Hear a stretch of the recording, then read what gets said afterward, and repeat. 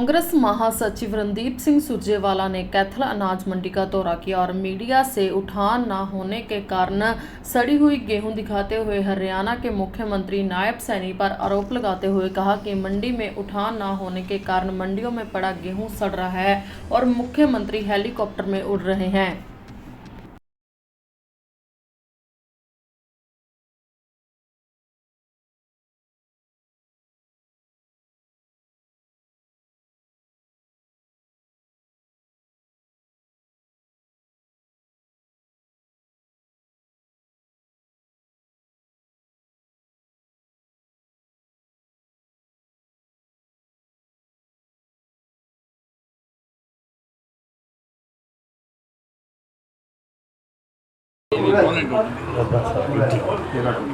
नमस्कार साथियों,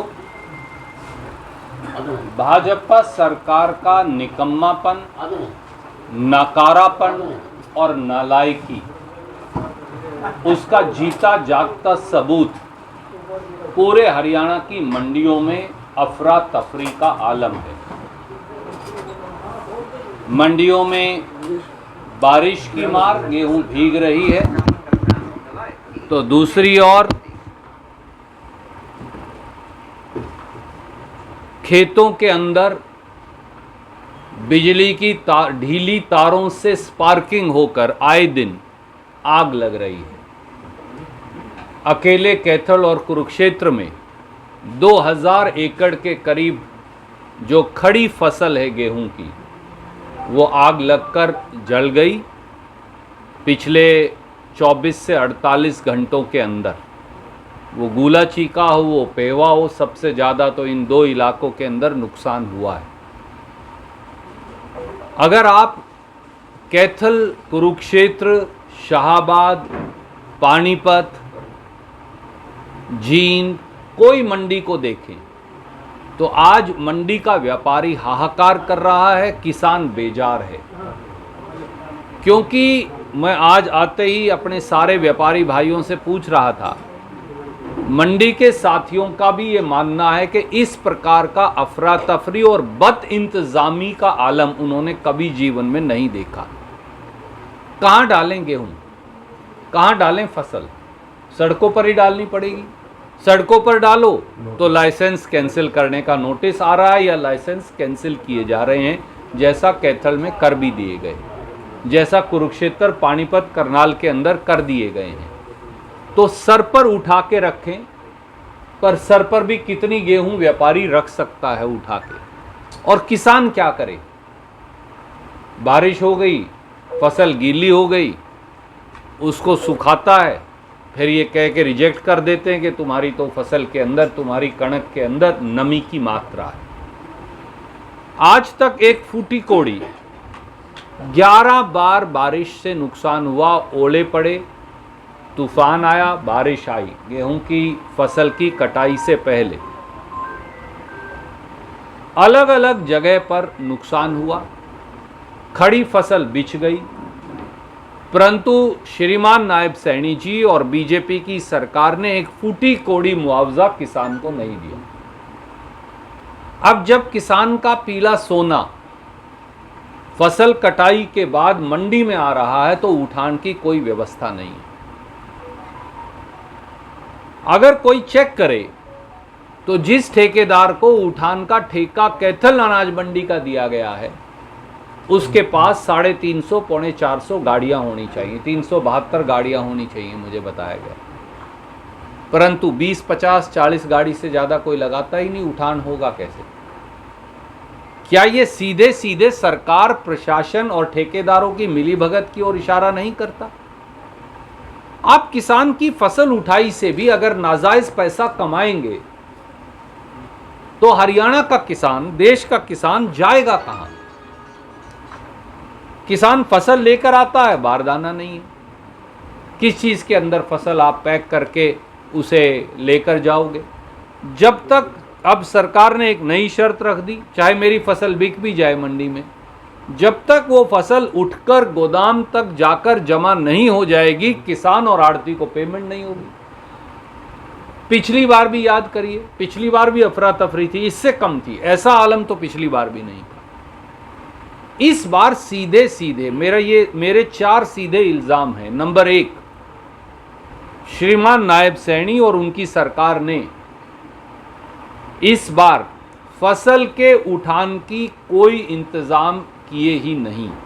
ना बारदाने का इंतजाम किया, ना संसाधनों का इंतजाम किया, ना स्टोरेज का इंतजाम किया। असल में बीजेपी की सरकार हरियाणा के किसान और आड़ती से किसान आंदोलन का बदला ले रही है, चोर दरवाजे से। नंबर 2, व्यापक भ्रष्टाचार है उठान के मामले में। जिन लोगों को ठेके दिए गए हैं वो लोग पूरी गाड़ियां लगाते ही नहीं, और इसमें सीधा पैसे की लेन देन है। मैं इल्जाम लगाता हूं, पैसे की लेन देन के बगैर, नहीं तो ठेकेदार को आज कैंसिल करो, कल किसानों को बोलो अपने अपने ट्रैक्टर लगाओ, उठान करो, सब उठा लेंगे, आड़ती भाई उठवा लेंगे। क्या कारण है कि ट्रैक्टरों को लाइसेंस नहीं दिए जा रहे? आप हर आड़ती को, हर किसान को फ्री कर दीजिए, इतना पैसा मिलेगा, फिक्स कर दीजिए, सरकार फिक्स कर दे। उठान का इतना पैसा मिलेगा, कोई आओ, अपना साधन लगाओ, संसाधन लगाओ, 4 व्हीलर लगाओ, ट्रैक्टर लगाओ, 4 दिन के अंदर सारी मंडियां खाली हो जाएंगी, सारा गेहूं जो है उठकर वहां चला जाएगा। तरीका मैं बता देता हूं, नायब सैनी जी को मालूम नहीं हो तो फिर बाद में गालियां देंगे मुझे। बड़ा सीधा तरीका है, आड़ती और किसान दोनों को ये जिम्मेवारी सौंप दी जाए।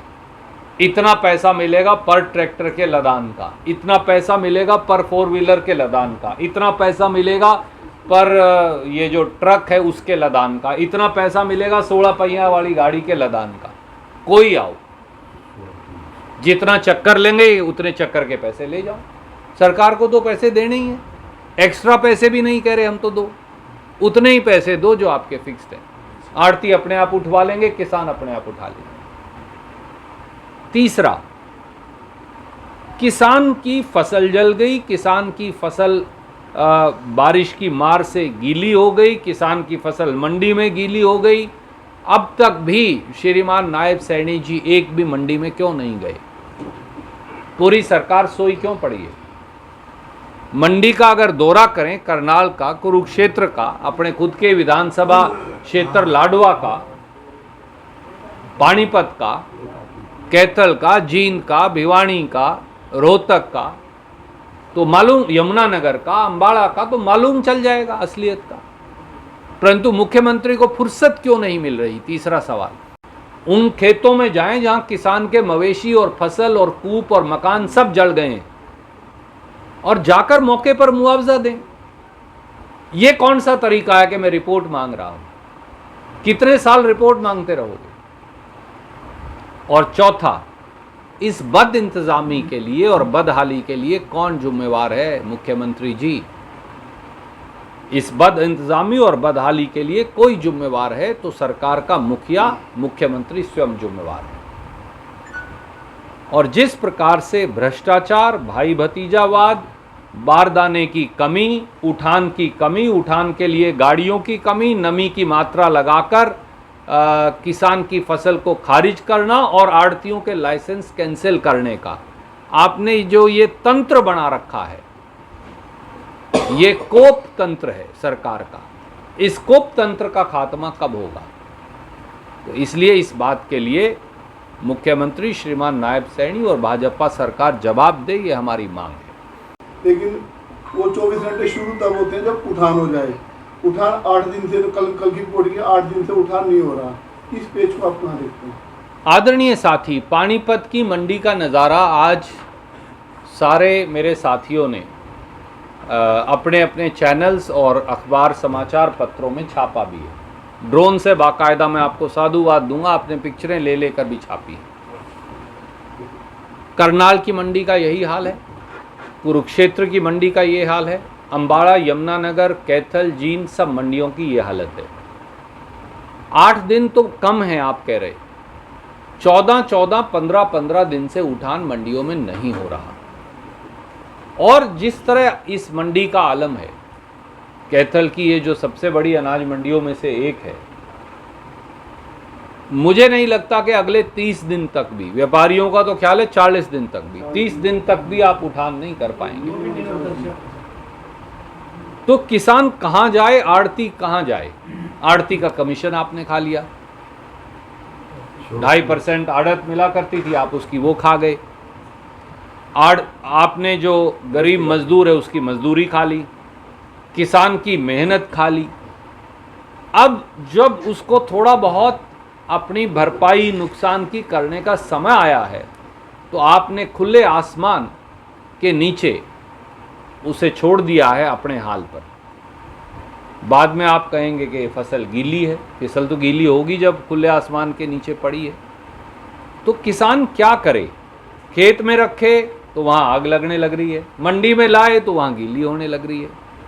सरकार के पास उठान का कोई संसाधन नहीं है, मुख्यमंत्री को हेलीकॉप्टर से नीचे उतरने की फुर्सत नहीं है, बाकी के मंत्री नादारद हैं, सरकार नाम की कोई चिड़िया नहीं है। सब कुछ अफसरशाही के भरोसे छोड़कर ऐसा लगता है कि सरकार भाग गई है। कुछ बचा था वो बिजली के बिलों का की बढ़ोतरी हो गई, दूसरी तरफ बिजली की कटौती हो गई।